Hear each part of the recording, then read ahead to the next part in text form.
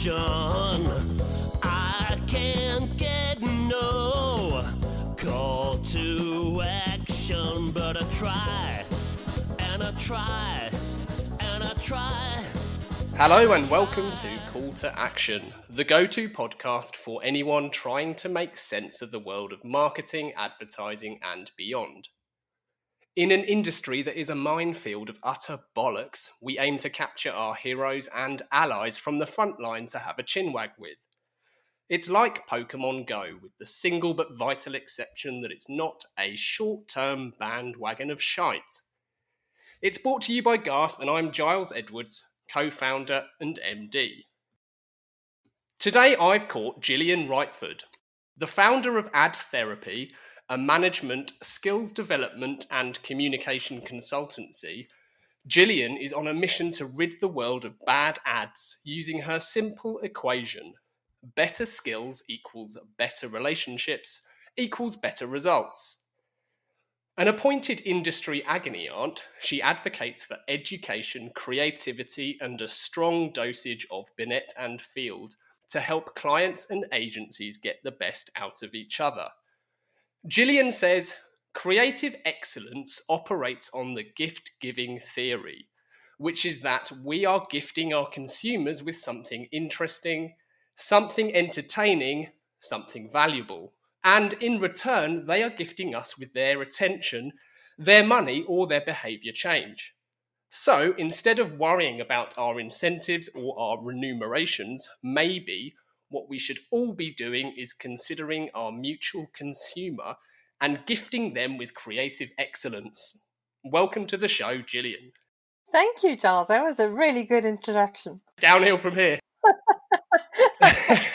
Right, 7 quick-fire questions, Gillian. Tea or coffee? Coffee. Cape Town or Johannesburg? Ooh, Cape Town. Right, films now. Invictus or Searching for Sugar Man? Searching for Sugar Man. Better relationships or better results? Better results. Nando's or Burger King? Nando's. Stick or twist? Pass. Got ya. Bill Bernbach or Bill Tong? Bill Tong. I can't live without it. So, Gillian, thank you so much for joining us. Pleasure. Thank you for having me. How did your career start, Gillian? And before you answer, I do have a great quote here from you, which is, you swore you would never work in advertising if it was the last job on earth. True. It's absolutely true. I studied a business science degree in marketing at the University of Cape Town when I finished school, and I absolutely loved the idea of marketing. I didn't know what it was initially because I didn't know what to study, and I went to go and do some aptitude tests, and I had sort of equal art and science abilities, and this clever person said, you should do marketing, and I went home and looked in a dictionary and was like, oh, okay, that sounds fine. So I did that, and towards the end of my degree, I just thought I would never work in advertising, honestly, if it was the last job on earth, because I just thought it was frivolous and pointless, and I wanted to save the world, and yeah, so that didn't work out. But I did lots of strange jobs. I worked really right through school. I played guitar, I sang in restaurants, I waitressed, I sold dodgy cutlery sets in funny little suitcases. So I was kind of always working, I think mainly because my father and I didn't really get on well, and I wanted to have my own independence.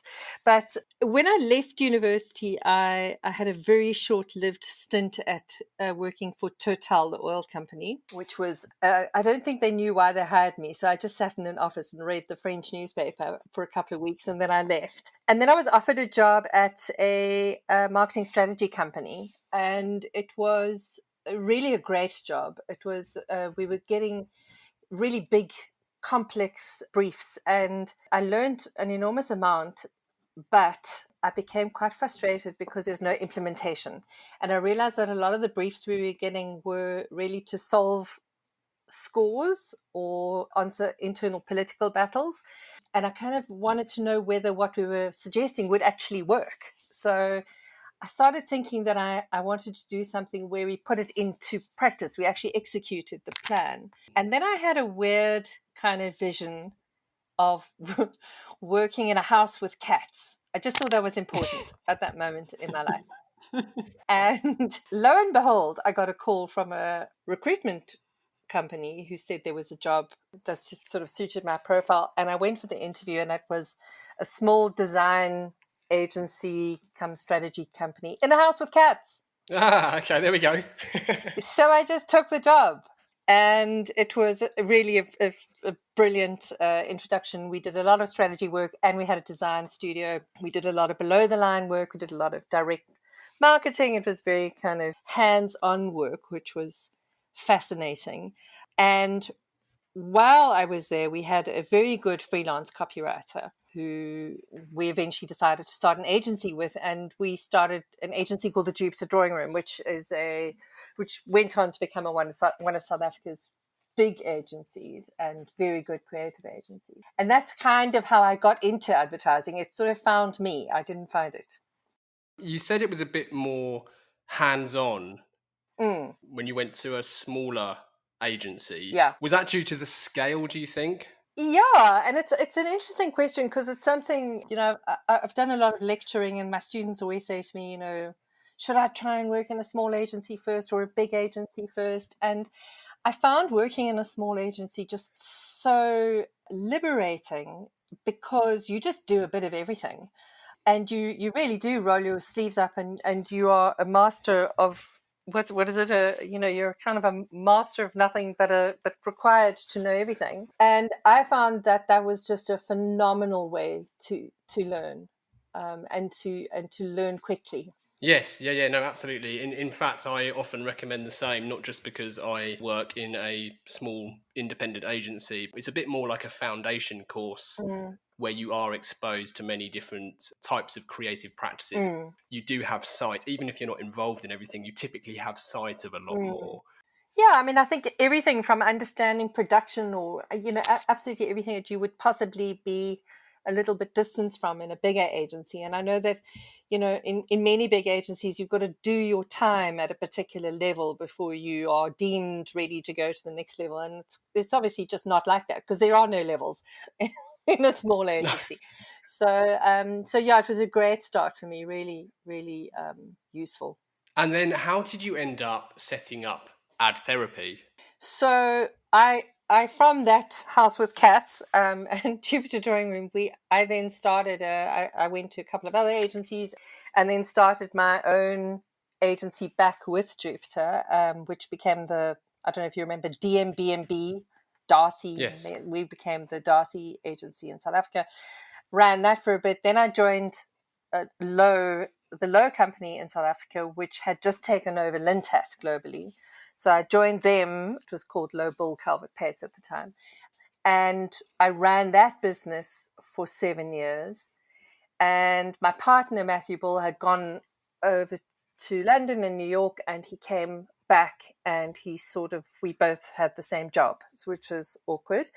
But I then decided to leave, and I had a little bit of time to think about what I wanted to do. And I didn't just want to go back into another agency. And I sat watching TV one night, and I watched 3 bad ads in a row, and I just thought, isn't it amazing how so many clever people sit around the table, and there's so much money involved, and it takes so long, and yet so much of what comes out of the creative process is so mediocre. And I thought, that's what I want to do. I want to actually help agencies and marketers work better together to make better work, because I genuinely, absolutely believe that it is more effective. So the idea of Adtherapy was born. It was like an aha, eureka moment. And in terms of helping people unblock whatever was causing the relationship not to create the right kind of work. Has that dynamic between agency and client always been something you've been interested in? Not really. I think that I was always someone that was incredibly honest with my clients, and I think I was occasionally criticized for being too honest with them sometimes, because I really did believe that we were a partnership and we were as strong as we were, we were stronger together than we were as individual parts. And so I think that was something that I took into the business, the sort of the honesty, because I am very honest about these what's going wrong. But I think one of my contemporaries said, asked me a couple of years after I'd started, what I'd learned, what I knew then that I didn't know when I was in the business. And I think what I have been exposed to more than I realized at the time was just how hard it is on the marketers' side, just how much pressure they're under, how tough their world is. And that's enabled me to kind of say to agencies, well, here's how you can help them. And to say to marketers, here's how agencies can actually help you navigate some of the stresses that you have to deal with every day. Yeah, I really like that. And I'll tell you why. It's because I think there's too often blame and finger pointing in this industry, which is really, it's too easy to do and quite frankly just brings the mood down. And I know I've done it as much as anyone else, but where you blame a client or you blame an agency for the shit ad you've just seen, but actually, and maybe it's intentional reframing it as therapy. Maybe you're accepting that both sides actually want the best thing, but something in the relationship is affecting the output, and the output isn't where either side wants it to be. Absolutely, and that was my starting point, was that no one goes into that first briefing meeting saying let's make the most mediocre work that we can, that no one will pay any attention to, and that we'll all feel terrible about. No one does that. Everyone goes in with a sense of optimism. There's great, obviously agency people are incredibly optimistic, and so how does that then land up where it does? And I do these creative fitness workshops. And one of them where I work with marketers and I help them understand the inputs of creativity and how to brief it, how to evaluate it, how to get it. And one of the exercises I do is I ask them to bring in some advertising that they've seen that they think is really great. And I'm blown away by what they bring in. Absolutely phenomenal, creative pieces of work, and we put them up around the room and we talk about them. We say what makes them great, and they tell me, and they're amazing. And then I say, does your advertising look like this? And they all laugh. And I say, well, why not? And then we have that discussion. If you believe this is great, this stopped you in your tracks, and you can tell me why it's great, why can't you make work like that? That's great. I love that exercise. We like to do an exercise sometimes with clients where we strip their advertising or communication, and we just grab copy from various areas of their kind of comms part of their marketing, and we stick it up on the wall alongside the full competitive set and ask them which one they are. And because they're often very keen to explain that they're different, but actually when you strip away the logo and any other brand codes and just look at what they're saying to the market, often they look and sound just like the competitor they say they're better than. Yeah. So why is so much creative work mediocre? I honestly think a lot of it goes back to the skills sets in terms of, I had a great client once at Unilever, and we were presenting some work to him, and he said, how many pieces of work do you evaluate a year? And I said, I don't know, hundreds. And he said, why? And I said, well, for everything we bring you, we've probably thrown out 40 ideas. We're looking at your competitors. We're looking at our competitors. We're looking at what's happening globally. We're looking at what's happening when we drive down the road. We are filtering and processing all the time. And he said, do you know how many I evaluate a year? And I said, no. He said, the 3 you put in front of me. And he said, and he was honest enough to say, I honestly don't have the skills. This is from Unilever. I don't have the skills to tell you whether this is good or not. So I think the very basic understanding of what good is and of why you want it and why you need it. I mean, I just talk about it as being a business imperative. I think if you're a marketer and you're not getting great work, you're not doing your job properly. So it's that basic understanding of what good looks like, and then why it is absolutely essential that you get it, and then how you get it, and the skills involved in unpacking, how you brief, how you evaluate, how you give feedback. And I think that's why it is mediocre, because it's the majority of people who are in that decision-making role have not learned those skills.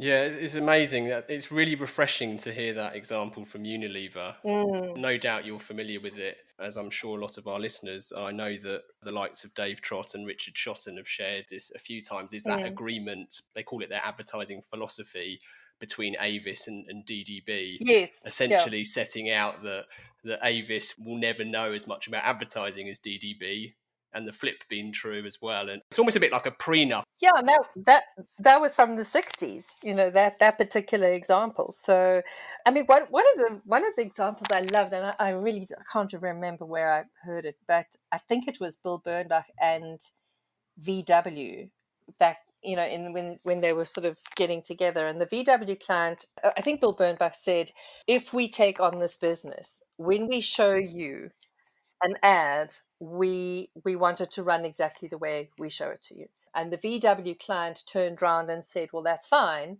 but then it better be 100% right. And Bill Bernbach wrote about the fact that actually kind of reframed it for him, and he went back feeling a bit nervous Yeah. back to the agency saying, well, we've really got to get this 100% right. And I think that's a good discipline for agencies too, is, making sure that what you are putting in front of the client is really, if it had to run as it is it the best that it can be? So it works both ways. And do you typically spend more time with the marketer or the agency? It kind of differs. So I have different aspects of the business. So I do what I call, I used to call them relationship interventions until someone said that's what you do with alcoholics. The family intervention. But so I now call them partnership alignments. I think that's nicer. And when I do those, I spend time with both sides, and I spend time individually with people, and that is the therapy. I hear a lot of stuff, and then I kind of come back together to help them get back on track. So on that side, it's both. On the training side, I tend to do, I would say, 70% with marketers, and 30% with agencies. I think agencies generally tend to be a bit cash strapped when it comes to training. And the marketers are the ones with, they're really feeling the pinch. They are under pressure. They're under massive pressure internally. They are not respected internally. And so they know that this is an area they need to get better at. So there's a big demand for that. Yeah, absolutely. And you mentioned your equation, the skills, relationships, and results. Are they equally weighted, would you say? It's an interesting question because, there are lots of companies that do relationship audits, and there are these checklists and tick boxes, and, you have your mid-year appraisal and your annual appraisal. And my perspective is those are great, and I often use them. I use them as starting points, as a kind of a benchmark of where the relationship might be at that point. But for me, it's not about a relationship for a relationship's sake. I think you can have a great relationship and still do terrible work. You can go on holiday with each other. You can really be great friends. But if the relationship is not generating the quality creative product that is going to get you better results, then I don't really see the point of it. So for me, it is results driven. It's about being more effective, which is why I think it's a business imperative.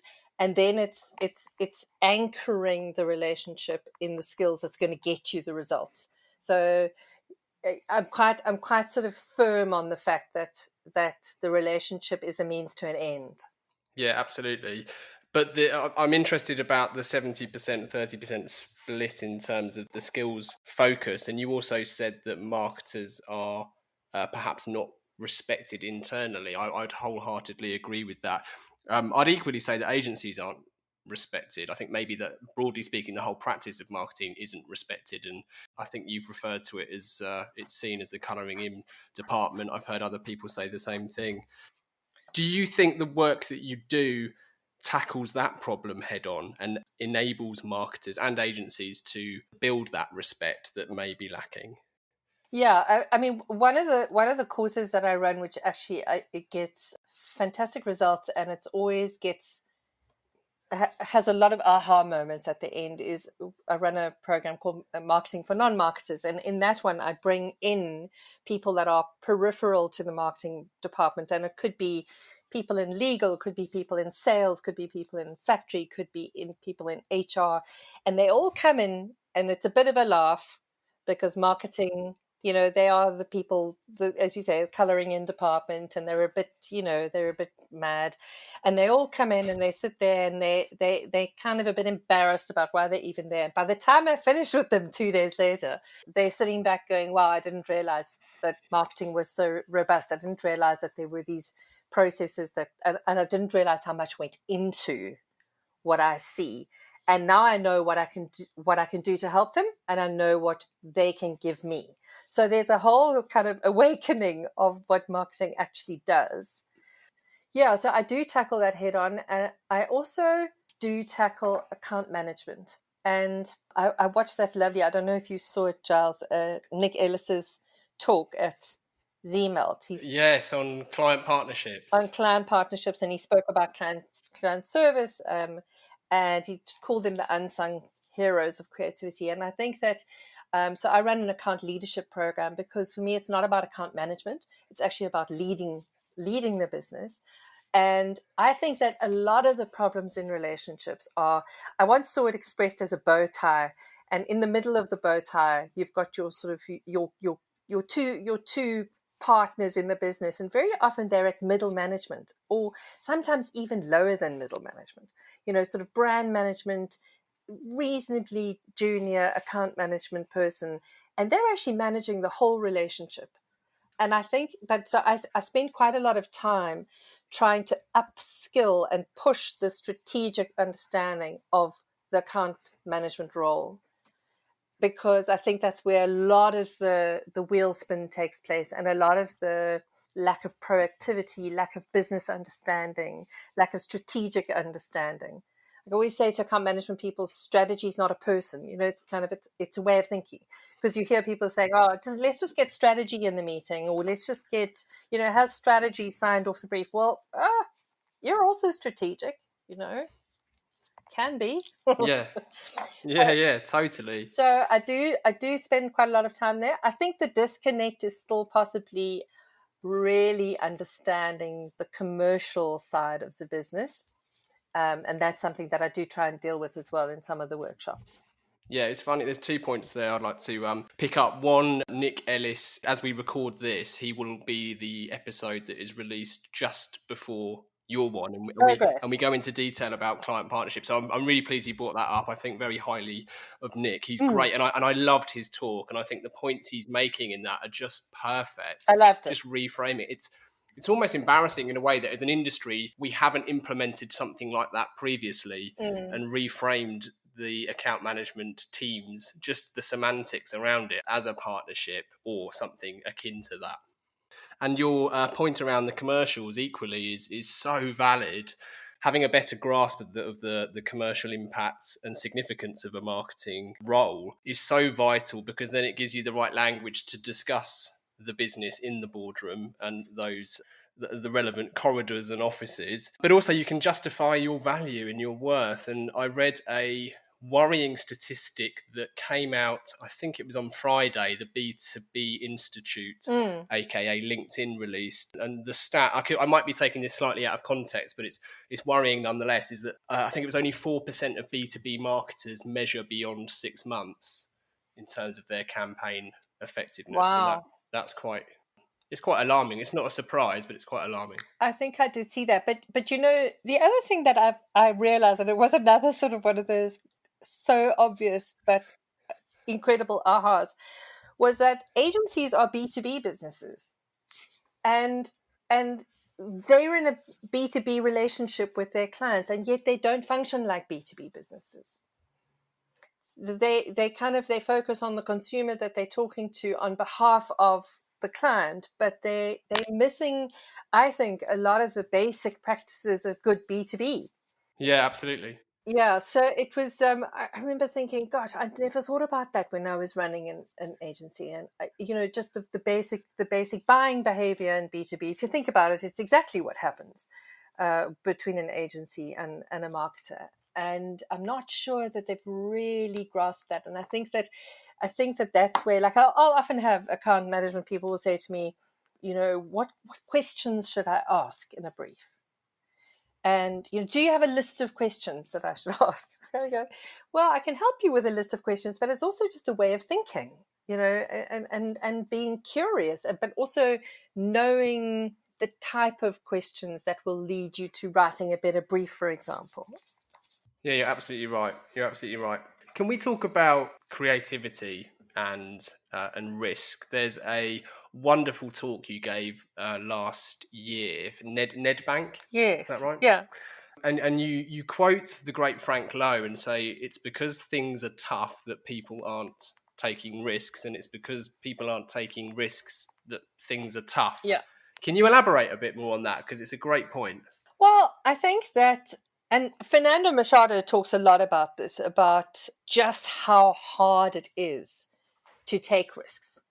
He tweeted something today and he just said, a lot of people just think all we do at Burger King is be cool, when in actual fact, a lot of it is hard grind and it's not easy doing great work.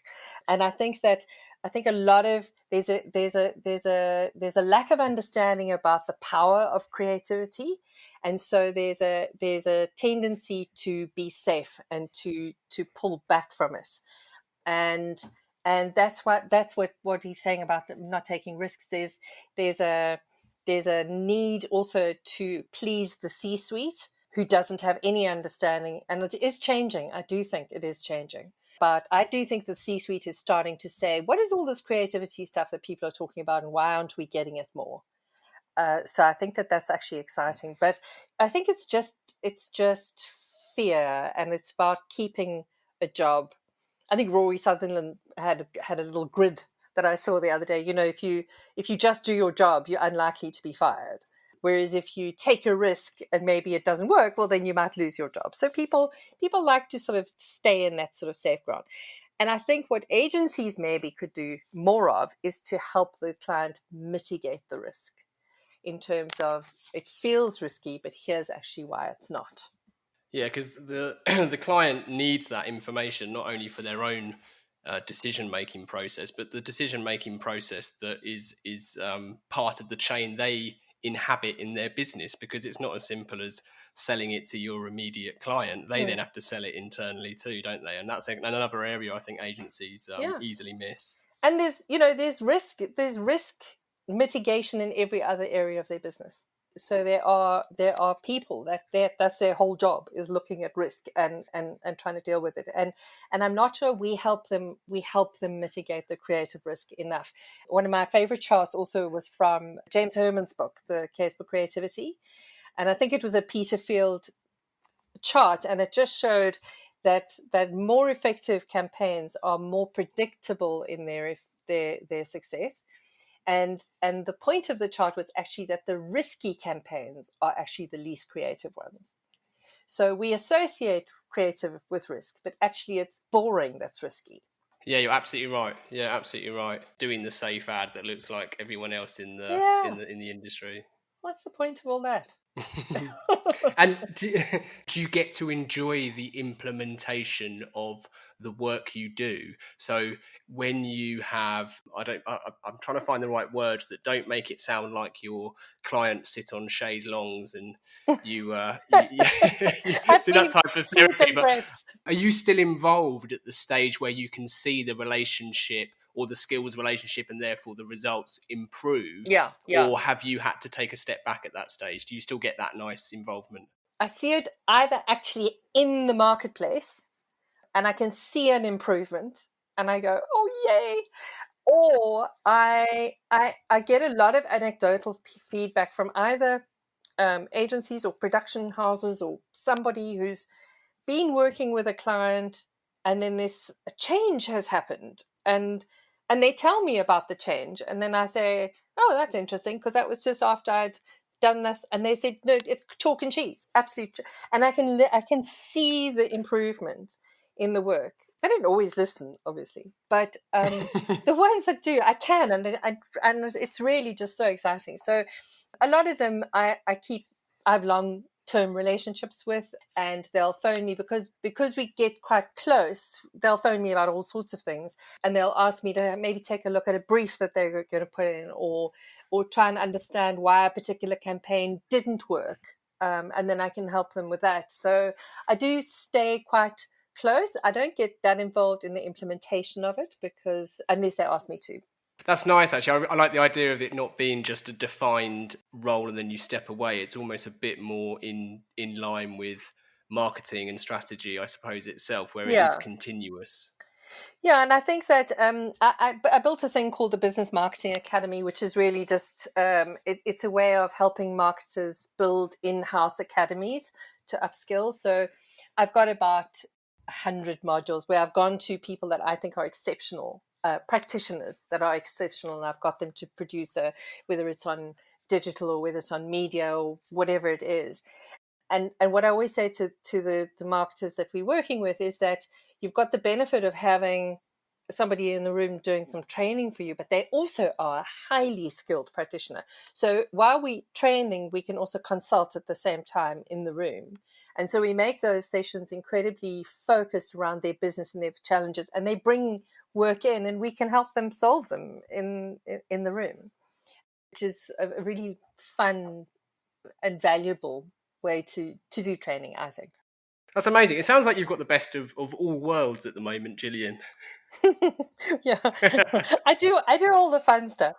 Yeah, no, it sounds great. And so that eureka moment back in 2007, that's really served you well. Have you got any future plans to tweak the model even further? I mean, I don't think you could do any more in terms of, you've got the marketing academy. I think up until recently, am I right, you were lecturing at the University of Cape Town, which you did for a long time, and obviously your ad therapy keeps you very busy. Yeah, it does. And I think that, I mean, one of the things that I started doing probably about a year ago is actually working with a creative partner or with a group of creatives to help develop big creative strategic platforms, just because I think that there's I think a lot of agencies, or particularly in South Africa, we've had quite a brain drain in terms of senior creative talent and strategy talent. So I do some of that work, which is kind of is helping craft a big idea and then handing it over. And then I think what I'm focusing on at the moment now is I've been doing a lot of consulting on ways of working, which has been great. But again, it's ways of working. It's not so much from a process efficiency point of view. It's from a how do we change the way that we work to get better quality at the end. So I've been doing that quite a bit, and that's work that I really love doing. And then I want to focus a little bit more on building account leadership. I really feel that it's as you said earlier, it's an under-recognized and an underserved critical pivot in the partnership. And I always thought it was amazing that Frank Lowe was given, I think it was by DNAD, he was given an honorary, Lifetime Achievement Award as a person in client service or account management, whatever you call it. And I think, how do we celebrate those people and the role they play more? How do we build them more? And that's what I've been working on a little bit this year, and I want to do a little bit more of. That's great to know and great to hear, because you're right, it's right at the heart of that bow tie metaphor you used earlier, isn't it? And sadly, I know a lot of agencies struggle to justify the investment, or even if you see it as a line item on an estimate. I know that the thinking differs between all agencies as to whether it's a separate line item. Do they get swallowed in as another part of a different cost? And it's wrong. It's so clearly wrong given the value that they represent. And I think the problem is they've become project managers. There's nothing wrong with being a project manager, but I think that the sort of this holistic role of that client partner is something that really adds a huge amount of value. And given that the client that they're dealing with is probably also feeling a little bit insecure and actually really needs a strong partner, it's something that I just have, it's something that really I feel needs to be pushed a bit further. Yeah, very good. I've got a couple of listener questions for you, Gillian. Okay, good. So asking the general public for their opinion, be it on Brexit or boat names, is notoriously fraught with danger. But we've got two to put to you, Gillian. So James is question one, and he says, I understand you lectured on marketing at the University of Cape Town for over a decade. What was the most important message you'll try to get across to every student? That's a great question. I think the most important message, and I wrote it in my course profile, and I said it on my first intro lecture, and I banged the drum right through my course, was that creativity is a strategic business tool. And it is a way of gaining competitive advantage. And I wanted them to understand that that's what we were aiming for, and that's why we were aiming for it. And the course that I ran was a postgrad course. I ran a undergrad course as well for a while, but then I moved into a postgrad course. So what was really interesting was that the people that were in the room were from all over. They were engineers, they were food people, they were all sorts of people, and they came from such varying backgrounds. And so I just thought, I've got this opportunity to plant the seed, and these people are going to go into business and they're going to go somewhere. And I always made sure I found out where the finance students were as well, because I wanted to talk to them specifically, so that they would have this little seed in their minds that when they went forward, it was something they realized was actually a strategic advantage if they did it properly. Yeah, we all need to plant those seeds. It's partly why we started Call to Action, to be honest. And no, you're absolutely right. With a finance folk, were they receptive to hearing that message? They kind of laughed nervously on lecture one, and then I'll never forget. Actually, one of them offered to walk me to my car one day, and he said, he was very tall, a guy, Lebo, and he said, I want to tell you, it's like a light's gone on in my world. And I said, what do you mean? And he said, well, if I go into a shop and I want to buy a cold drink, I don't just buy a cold drink. He said, I stand in front of the fridge and I look at, and I think about choices. I think about the buying decision process. He said, I never thought about all of this before. And he found it so fascinating about behavior change, about all the other stuff that we do that is not always visible. And I just loved that. Yeah, that's wonderful. It's great that you got that feedback as well. Question 2 is from Clara, and she says, I loved your isolated talk, The Cracks in Things Let the Light Shine In. I'm not doing it any justice in this question, but I was intrigued when you mentioned getting advice from an astrologist after leaving your job in 2006. What got you into astrology, and do you still follow it? That's such a great question. I've always followed it, sort of, and I'm definitely not an expert in it. But at that point in time, my brother was going through a whole bunch of stuff, and I bought him an astrology appointment as his birthday present. And he came out being a skeptic, and he came out just going, oh my word, it's like, I understand. So I thought, well, I want it too. And I went there, and it was just so interesting, because it kind of helped make sense of, one of the things he said was you need to learn to let go of status, which was really interesting for me. And he kind of spoke about the fact that where the planets were at that moment in time, it was going to blow up something. And if something wasn't working, it was going to blow it up anyway. And so that's what happened. It did blow up my career at that point, but it did open up another option, and so much more for me. But yeah, so it's not something I do all the time, but I do find it quite interesting. Yeah. No, I don't doubt that at all. I have a couple of family members who are probably exactly in the same position. It was helpful. It was really helpful, actually. It really helped me kind of just take a step back and go, okay, so that's just the way it is. What are we doing next? Yeah. Well, anything that helps you do that can't be bad. The final part of the interview then, Gillian, is our 4 pertinent posers that we put to all of our guests, starting with, what advice would you give to your younger self? So I think it's something actually that I'm still learning, and people who know me well will probably find this surprising, because I'm not the shy, retiring type. But my advice I would give my younger self is say what's in your head. When you're in a meeting and you have something to say, actually just say it. Because so often, you have this thing and you think, well, I can't say that. That sounds stupid. Or I might be wrong, so I better not say that. Just say it.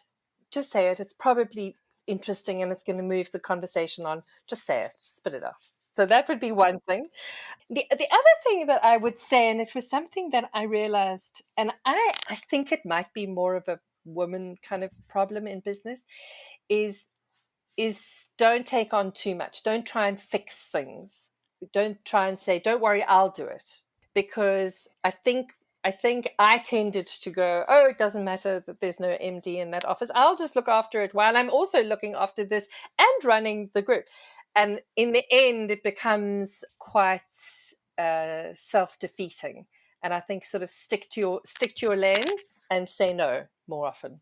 On your first point, I find that often everyone else has the same thing in their head, or a few other people do, but they're all too scared to say it. Exactly. So just say it. Just say it. Yeah. Number 2, if you could banish one thing from the industry, what would it be and why? It would be the divide between account management and creative. I think it's not constructive. I think that the internal divides within the agency walls are not helpful. How you do that, I don't know. That's my next question. I went to a breakfast once. It was a creative awards breakfast, and I think there was someone from Mother speaking. I don't remember who it was, and he stood up and said something about they don't have client service, account management, whatever. And he said, we don't have those people. And the whole room erupted in applause. And I looked around, I was so furious, but I looked around and I thought that's such like a visceral thing that all of these creative people were like, yes, you don't have those irritating people. And I do think that that's an area, and I think that clients can sniff out that dissension as well. I think that very often work reaches a client that is not, they can see there's not agreement and alignment in the room, and it makes them distrust the whole process, that makes them distrust the team. So I would, if I could wave a magic wand, I'd find a way to make account management and creative play far closer together and really, really help each other and work better together, other than, what they currently are. Yeah. And it's too easy for both sides to become a bit too precious and protective over their side if that divide exists, and then it's just a recipe for disaster, isn't it? It is, and it's totally unconstructive. But can I ban another thing? Go on then. I want to banish another thing, and that is too much work. We are simply just filling, and I think Sir John Hegarty called it digital landfill. I just think we should just slow down. We should just. I had a client the other day that was putting in 400 briefs a month. Oh my God. To the agency. The agency was dying, people were, dying in the trenches. And I sort of think, why do you need 400 briefs? Wow. And at the end of the day, they probably needed like 8, What are we doing with all of this stuff? Where is it going? Who's seeing it? Do we need it? Let's make what we do count and do it properly. And I just think this fire hose of always on content is just madness. Yeah, I'm with you there. 100%. I was going to say 1,000%. Idiot. I'm so with you there. I wonder, how does that even happen? I mean, are they measuring the quantity of briefs of some sort of gauge or measure of marketing effectiveness? It's mad, isn't it? And as you say, the content kind of obsession is unhealthy and flawed in so many ways. We couldn't do it justice. Yeah, and a lot of what I talk about when I talk to marketers is the impact financially. This stuff costs money, and yet it really isn't generating enough. And on the flip side, it's actually really damaging agencies' profitability in many instances, and it's wearing people out. I mean, I was with a client who has a social media team, and they beautifully executed Instagram promotions and things like that. And they told me they got 5 responses on average. Like, what's the point? Yeah. Just Wow. save the money and, I don't know, do something more interesting with it. But also, everybody needs breathing room. You need time to breathe. Absolutely, yeah.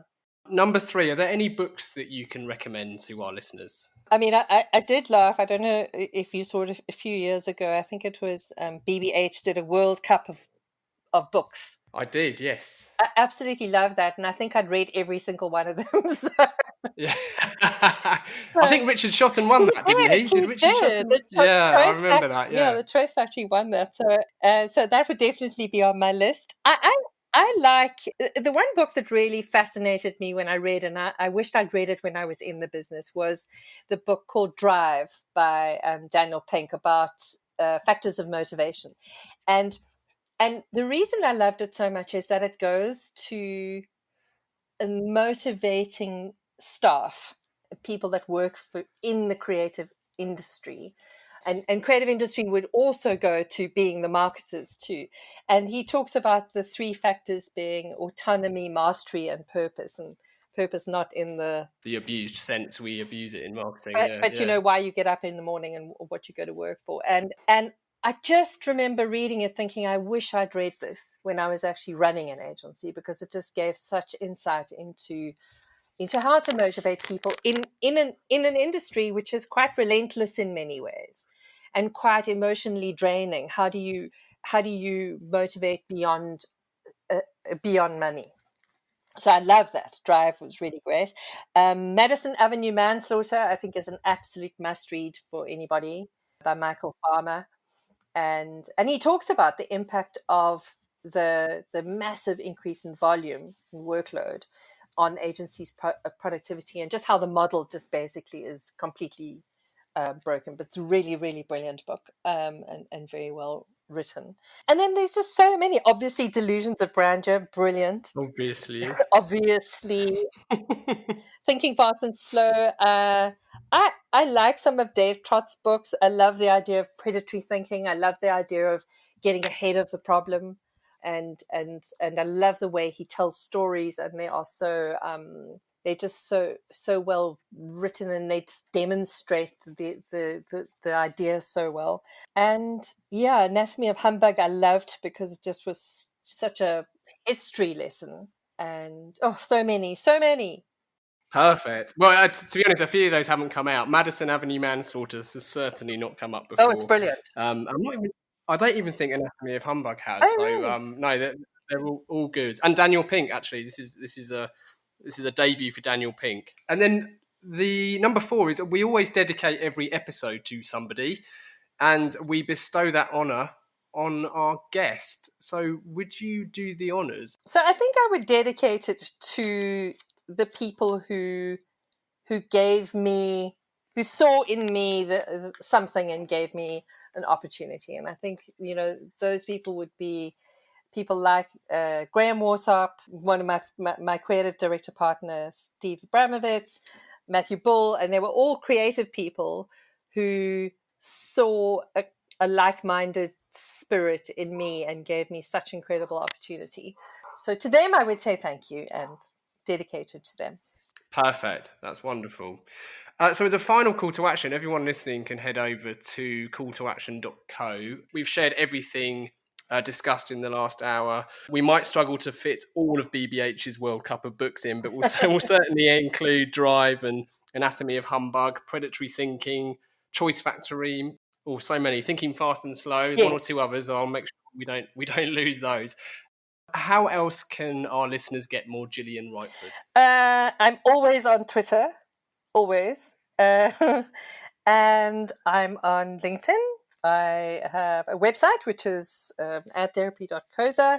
I'm around. Perfect. Well, we'll include all of the links to Adtherapy, your wonderful isolated talk. They'll all be there on the listing. So thank you so much for joining us. Thank you for giving us creativity is a strategic business tool. Thank you for giving us your time and all of your smarts, Gillian. It's been a real pleasure. Thank you. Thank you for having me. It's been lovely chatting. And finally, thank you to everybody listening. If you've enjoyed this episode, please do share it and review the pod. We really value your support. Keep questions and guest requests coming in. To get in touch, it's easy to find Gasp online. You can check out CTA Pod on Instagram or just email hello@calltoaction.co.